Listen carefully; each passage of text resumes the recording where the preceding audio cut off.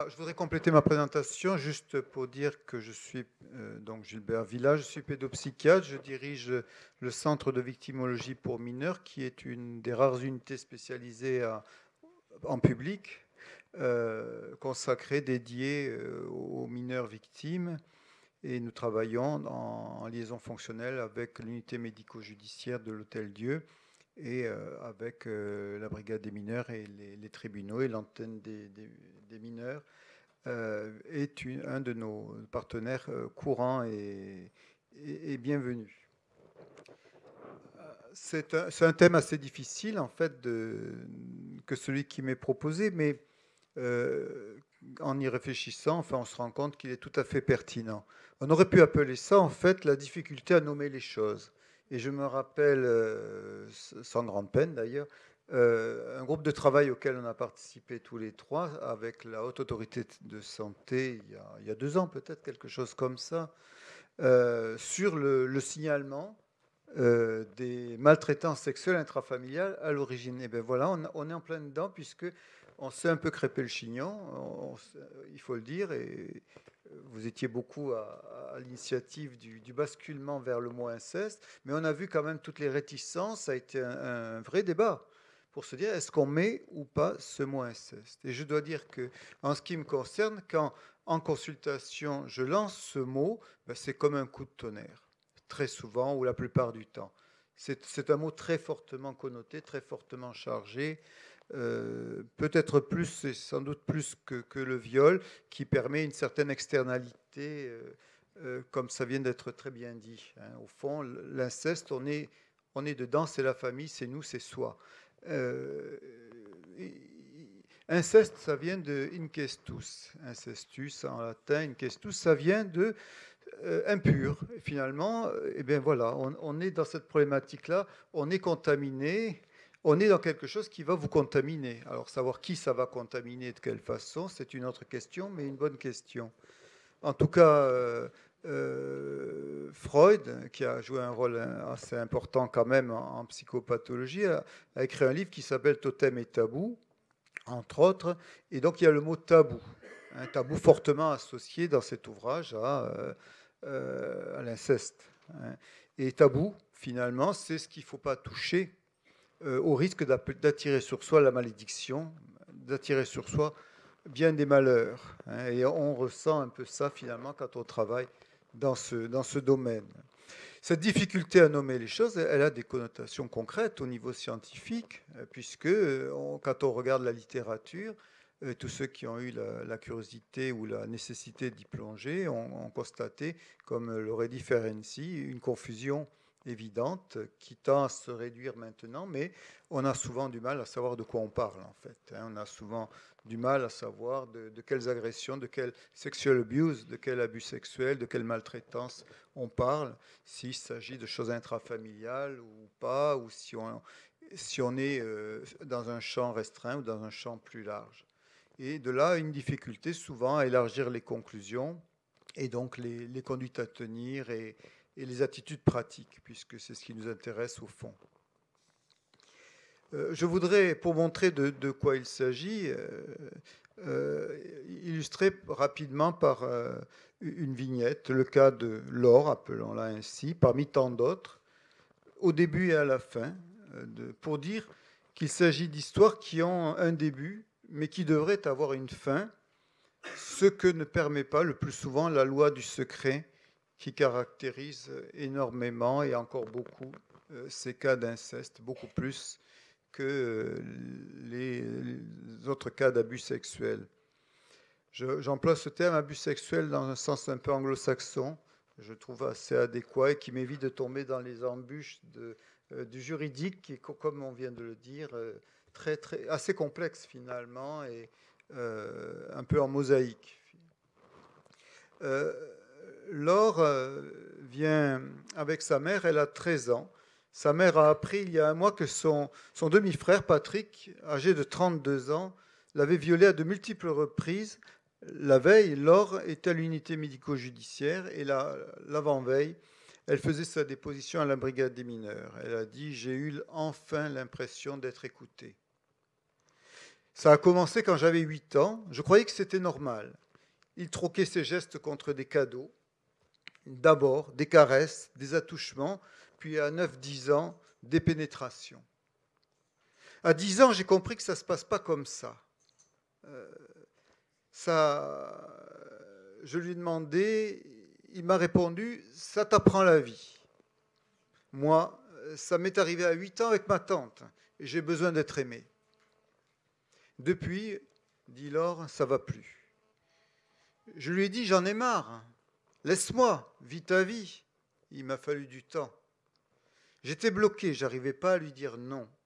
J'essayais de partir de mon corps, de plus être moi, et j'y arrivais. Il recommençait. La dernière fois aux vacances de Pâques. Il vit peu avec nous, depuis 2 ans. Je lui dis que ça ne me plaisait pas, que j'étais pas d'accord. J'en ai parlé en vacances à une amie qui l'a répété. Mon père en rajoute. Il ne me croit pas. Vous allez mettre toute la famille en l'air. Je me sens mal. Laure a des idées de suicide et à ce moment-là, un état de stress post-traumatique. On y reviendra.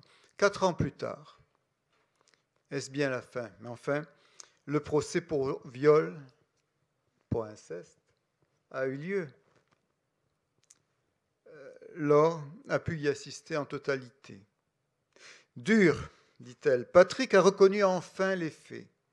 Il y a eu 3 expertises. Un gamin dans un corps d'homme. Il a eu 1 an ferme et 4 ans avec sursis, avec 20 000 € d'amende. Il est sorti libre puisqu'il avait déjà fait 1 an de prison. Le fait de l'entente de Patrick m'a convaincu que j'étais victime et non coupable. J'ai pris la parole pour dire que Patrick était victime et que je le pardonnais. Sa mère ne l'aime pas. Il a été violé aussi. Mais son violeur ne sera jamais jugé puisqu'il est mort. Mais moi, je l'ai dit. Je suis fier de moi. J'ai trouvé mes mots. Je n'ai pas bafouillé. Tout le monde me l'a dit, tout le monde a pleuré. On était tous émus.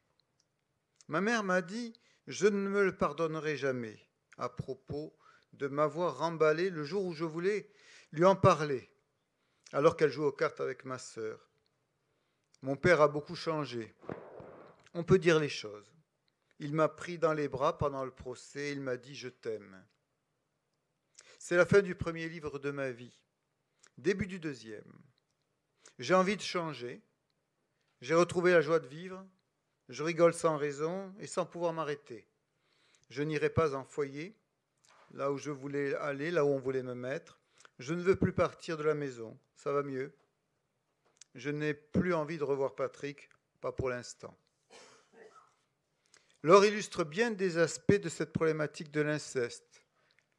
L'isolement, la difficulté à en parler, à être entendu, une sémiologie lourde, la souffrance, des interactions familiales complexes, le poids des procédures et le long chemin pour en sortir, le parcours du combattant.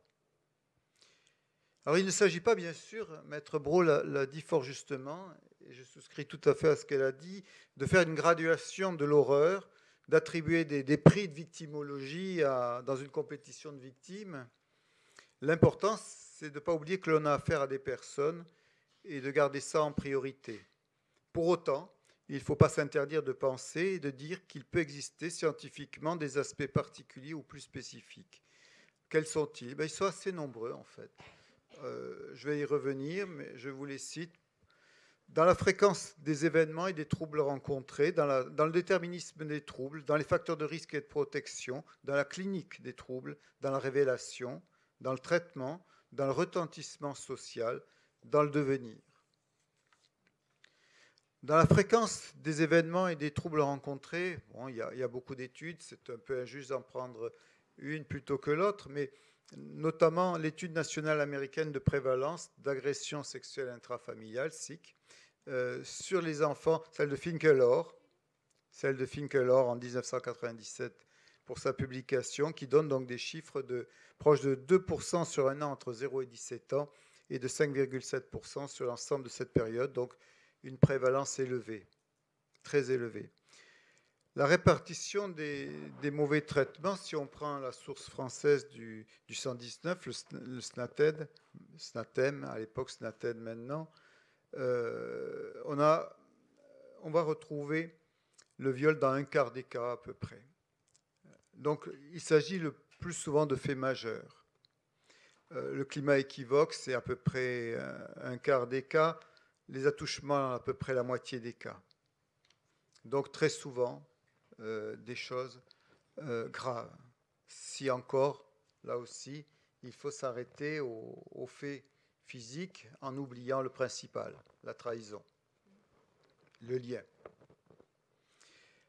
Les cas d'inceste pour le SNATEM représentent 75% des situations d'agression sexuelle sur enfants.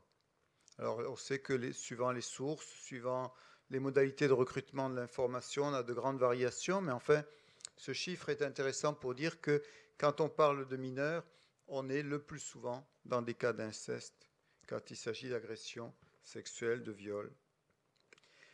Ça représente plus de la moitié des cas de viol proprement dit sur mineurs. En France, les cas d'inceste, 20% des procès d'assises. C'est quelque chose quand même de tout à fait considérable. Je voudrais attirer votre attention sur quelque chose qui est peut-être de reconnaissance plus récente, qui est l'inceste fraternel. On commence à avoir un certain nombre d'études, et là encore je me réfère à Finkelor, et notamment son étude de 80 sur près de 800 étudiants, élèves et étudiants en Nouvelle-Angleterre, qui rapporte un chiffre de 15% des filles et 10% des garçons qui ont reporté au moins un type d'expérience sexuelle impliquant la fratrie. On est dans des chiffres élevés. Le plus souvent, des caresses et des attouchements à tout âge. Mais un quart pouvait être décrit comme de l'exploitation, car la force était utilisée où il y avait une grande différence d'âge. Les réactions aux expériences étaient également réparties entre ceux qui les estimaient positives et ceux qui les considéraient comme négatives. Les filles étaient plus susceptibles d'être exploitées, de se sentir mal à ce sujet.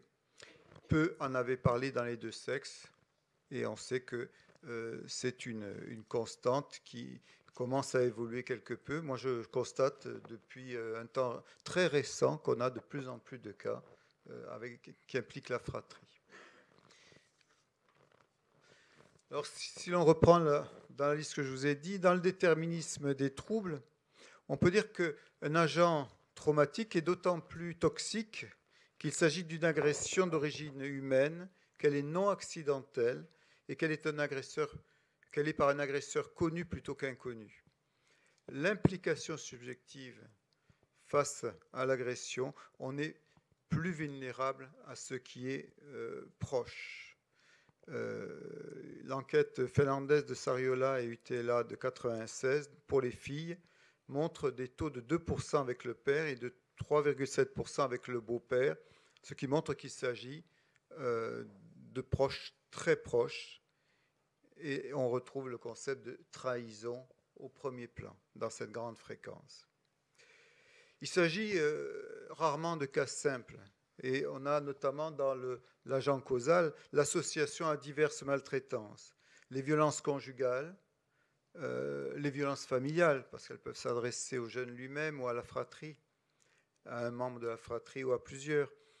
Si on considère les agressions au sein de la fratrie, on va trouver quelque chose qui a été souvent passé sous silence, qui est le harcèlement et les violences entre frères et sœurs, ce que l'on appelle en anglais les sibling bullying, en miroir avec les school bullying, avec le harcèlement scolaire, qui commence à être beaucoup mieux reconnu. Et je crois qu'on voit arriver une nouvelle donnée dans les travaux, qui est celle-ci de la fratrie.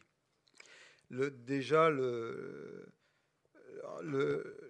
harcèlement simple, si je puis dire, est méconnu, banalisé dans son aspect banal, courant, casser ou piquer des jouets, traiter, brutaliser, frapper, intimider, humilier, et j'en passe. Mais il peut comporter une composante sexuelle que l'on assimile trop souvent à une simple curiosité. Proférer des insultes sexistes, user de sarcasme homophobe, faire des attouchements sexuels non voulus, demander ou imposer des pénétrations. Ça peut être associé aussi à la maltraitance psychologique, à vrai dire. On est rarement bien éduqué quand on est éduqué sous le sceau de l'inceste. Et plus le lien familial est proche, bien sûr, et plus cette donnée est criante. Autre élément dans les facteurs de risque et de protection. Les troubles s'installent et se chronicisent, les troubles psychopathologiques s'installent et se chronicisent en fonction de facteurs de risque et de protection, comme le soutien social par exemple, mais aussi les facteurs familiaux. Dans ces cas-là, sur qui va-t-on s'appuyer pour s'en sortir? À qui se confier? À qui faire confiance? Autre point, dans la clinique des troubles, l'enfant, bien sûr, est un être vulnérable en devenir. Il peut donc subir des troubles de deux origines différentes. L'atteinte directe de son psychisme par ce qu'il vit comme agression, l'atteinte du processus de développement dans ses différentes composantes. Quant à l'atteinte directe de son psychisme, là on est carrément dans des troubles qui évoquent ceux des vétérans du Vietnam. On est en situation de guerre quasiment. On est devant une gravité de l'agent causal qui donne une gravité des troubles observables au moment de la révélation.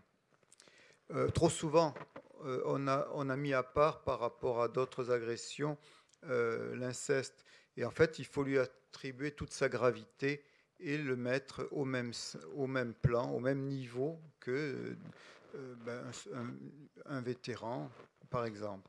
On est confronté à une atteinte ou à une menace à l'intégrité de la personne, donc les critères internationaux de l'état de stress post-traumatique, qui est le tableau que l'on trouve le plus souvent, le plus fréquemment et spécifiquement dans les traumas chez l'enfant comme chez l'adulte. Je ne reviendrai pas là-dessus, mais on va retrouver notamment le syndrome de reviviscence, l'émoussement affectif et un certain nombre de traits comme chez les soldats. Le syndrome, c'est ce que vous avez tout à fait dans les films que vous pouvez voir sur les vétérans du Vietnam, Apocalypse Now, ou des films. Voilà,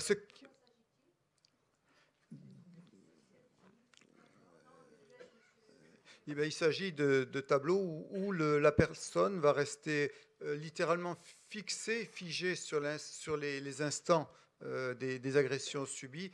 Il va les revivre, il ou elle va les revivre de façon plus ou moins permanente, plus ou moins répétée, dans des reviviscences, des souvenirs intrusifs, dans des cauchemars répétitifs. Cette personne va vivre aux aguets, va vivre comme si les choses pouvaient se reproduire, va avoir des sursauts dans les bruits, va avoir un émoussement affectif, une perte de la réactivité, enfin un ensemble de signes. Je n'ai pas le temps de revenir parce que le tableau est complexe et notre temps est limité. Plus spécifiquement, dans l'inceste, on va avoir ce qui a été décrit comme le traumatisme de type 2 de Léonore Terre ou les états de stress post-traumatique complexes. Il s'agit de modification de la personnalité. Il s'agit, puisque l'enfant va non pas être soumis à une agression unique, ou le plus souvent unique, mais à quelque chose de répété, de prolongé dans le temps, et bien il va devoir s'adapter. Et cette adaptation va modifier complètement ses routines de fonctionnement, sa façon de s'adapter dans la vie de tous les jours et ses perceptions de soi, des autres et du monde qui l'entoure. Il va être caractérisé par un problème relationnel important et des problèmes de gestion des émotions. On va trouver dans ce tableau plus souvent un évitement de parler de ce qu'on a vécu et des rétractations fréquentes, d'où la difficulté plus grande en justice, devant la police déjà, puis devant le juge d'instruction et à différents niveaux du procédé judiciaire. Le déni est souvent marqué, massif. La personne, en quelque sorte, si l'on veut, se ment même à elle-même ou a du mal à considérer, à faire face à ce qui s'est passé, les personnes vont subir des amnésies de pans entiers de leur passé, de leur enfance, vont apparaître parfois comme des voyageurs sans bagages, d'où là aussi la difficulté d'être entendu et soi-même de s'y retrouver. L'émoussement émotionnel est dans ces troubles de la personnalité profonds, souvent intenses, parfois avec une abrasion très très marquée de l'émotivité, d'où les difficultés relationnelles, d'où les difficultés par rapport à soi-même. On va trouver des troubles très marqués dans la perception de soi et du monde environnant sous forme d'épisodes de dépersonnalisation, de déréalisation. La personne va perdre ses repères, va se dissocier. On va avoir des tableaux, des aspects de passivité très importantes, quelque peu déconcertantes, qui peuvent être en contraste avec des sentiments de rage, des gestes, des raptus agressifs, avec des automutilations, des tentatives de suicide, voire des suicides. Une agressivité aussi qui peut s'exprimer sous forme de plus ou moins organisée de troubles des conduites, de troubles de passage à l'acte antisociaux, ou d'une agitation, d'une excitation générale, d'une difficulté à tenir en place. On peut avoir de véritables idées homicides, une identification à l'agresseur, comme l'a décrit Ferenczi, parfois des aspects curieux de personnes qui vont défendre l'auteur de leur malheur. Parfois même, on a des jeunes gens qui vont se mettre en ménage avec leur agresseur dans des tableaux très troublants. On va voir dans ces troubles très profonds des modifications de la personnalité avec des troubles de la personnalité, parfois très très précoces dès les premières années de vie, déjà constituées. Les complications aussi sont très importantes à considérer puisqu'elles vont être fréquentes et graves dans ces tableaux. Le même article de Finkelor de 93 qui fait une revue de la littérature de 45 études publiées sur des adolescents de 13 à 18 ans montre une auto-agressivité dans ces tableaux d'inceste, dans 71% des cas, un abus de substances, de drogue donc, ou d'alcool dans 53% des cas, des dépressions dans presque la moitié des cas, un isolement dans 45% des cas, des fugues dans 45% des cas, 41% d'idées suicidaires. Le suicide est une complication très fréquente. La violence aussi, dans le cadre scolaire par exemple, les addictions de tout type, la marginalisation. On voit beaucoup de jeunes dans nos cités en bande ou isolés ou fuyant des placements et dont beaucoup ont vécu des choses tout à fait difficiles, tout à fait terribles au niveau de l'inceste. La révélation, c'est un temps bien sûr important. Maître Brault y a fait référence fortement. Il ne peut y avoir d'aide véritable si l'on ne met pas fin aux actes en cause. Il y a une étape de révélation indispensable. Le signalement, j'en parlais au début, est un élément de protection fondamental, puisque là on est dans la famille. Et les réticences, parce qu'on est dans la famille aussi, sont considérables pour le signalement par respect justement pour la famille. Dans le traitement est plus difficile pour l'inceste parce qu'il y a moins de facteurs de réparation accessibles. La reconstruction passe par un travail très souvent sur la dimension familiale, sur les représentations familiales. Il est plus important dans les maltraitances que dans les autres traumas, même s'il reste essentiel dans tout trauma. Dans beaucoup de cas, on est sans l'appui familial, bien sûr, d'autant qu'on est plus proche de la famille nucléaire. On est en opposition avec une partie de la famille, voire en rupture avec la famille. Parfois, il s'agit, comme Maître Brault l'a dit, d'un placement ou de placements multiples même. Et beaucoup de ces jeunes, malheureusement, passent de famille d'accueil en foyer sans trouver une stabilité qui serait essentielle pourtant. Le retentissement social de l'inceste est considérable. Je voudrais citer par exemple le cas d'une jeune fille de 11 ans qui m'est amenée récemment en consultation, il y a à peine quelques jours, violée par son grand frère. Perdue, elle en a parlé à une amie. Cette amie, choquée, en parle à ses parents et à d'autres amis, un bien et un mal. Elle sort du silence. Les faits s'arrêtent. Elle peut être aidée. Mais elle a une réputation dorénavant. Car c'est pour ses camarades, elle partage la flétrissure familiale. Qui sont donc ces gens-là qui font des choses comme ça? Et elle devient un peu pestiférée et mise à l'écart. Que faire par rapport à la poursuite de la scolarité? Le pronostic évolutif, le devenir. L'enfant, un être en devenir, bien sûr. Dans l'inceste, il va être atteint dans ses fondements, puisque l'enfant est un être dépendant et il va être atteint profondément. L'ensemble des domaines du développement peut être atteint. La personnalité en formation, c'est-à-dire les relations avec soi, les autres, le monde environnant. La parentalité est fortement compromise, bien sûr. Ça débouche sur ce questionnement que l'on retrouve très souvent, très angoissant. Puis-je être parent? Quel parent vais-je être? L'atteinte du développement psychosexuel, des symptômes au cours de l'enfance dans ce registre sexuel, des difficultés relationnelles à l'autre sexe et dans la vie de couple, des troubles sexuels à l'âge adulte, la libido, le comportement sexuel, des troubles de l'identité à travers son vécu traumatique, comment m'assumer dans mon sexe, dans mon identité de genre. En conclusion, je dirais la fréquence de l'inceste, le poids du secret à tous les niveaux, la gravité particulière de cette agression, la difficulté du traitement, le caractère méconnu, en particulier, de l'inceste fraternel. Je vous remercie.